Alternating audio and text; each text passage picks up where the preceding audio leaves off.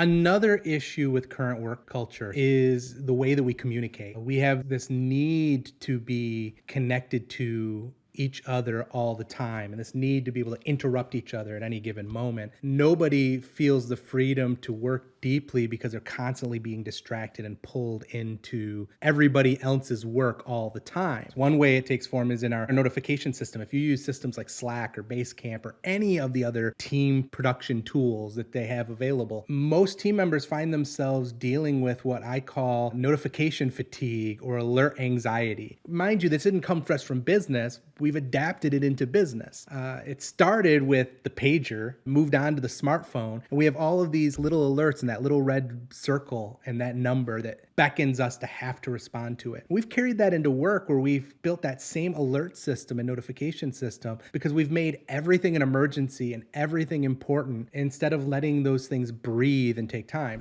One of the problems with that particular situation is the difference between urgent and important.